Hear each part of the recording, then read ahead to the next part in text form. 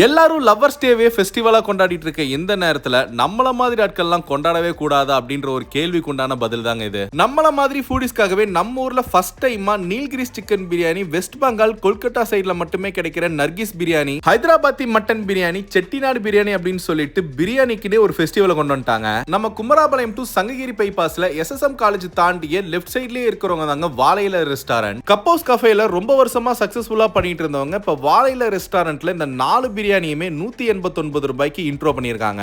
நம்ம இந்தியாவில் பல வகையான ஊர்ல கிடைக்கிற ஆத்தென்டிக் பிரியாணி 4 வெரைட்டியுமே ஆர்டர் பண்ணியிருந்தாங்க. சைடா சில்லி சிக்கனும் மட்டன் சுக்காவும் வாங்கியிருந்தேன். ஓகே, நம்ம பாயிண்ட்டுக்கு வருவாங்க. 4 பிரியாணியுமே பாஸ்மதி ரைஸ்ல பக்கவா கொடுத்திருந்தாங்க. நான் சொன்னா நீங்க நம்புவீங்களோ மாட்டீங்களோ கூட எனக்கு தெரியலீங்க.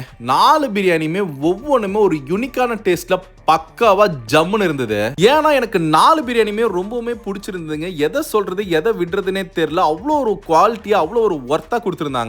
சில்லி சிக்கன் எல்லாத்துக்கூடயுமே மேட்ச் ஆச்சுங்க. மட்டன் சுக்கா நீங்க மட்டன் பிரியாணியோட வச்சு ட்ரை பண்ணி பாருங்க, சும்மா அடிச்சு தூள் கிளப்பிடுவான். இவங்க ரெஸ்டாரண்ட்ல பிரியாணி மட்டும் ஸ்பெஷல் கிடையாதுங்க, இன்னுமே ஏகப்பட்ட மெனு வச்சிருக்காங்க. ஸோ அந்த பக்கமா போனீங்கன்னா இல்ல, கண்டிப்பா போய் ட்ரை பண்ணி பாருங்க, உங்களுக்கு டெஃபினட்டா ரொம்ப பிடிக்கும்.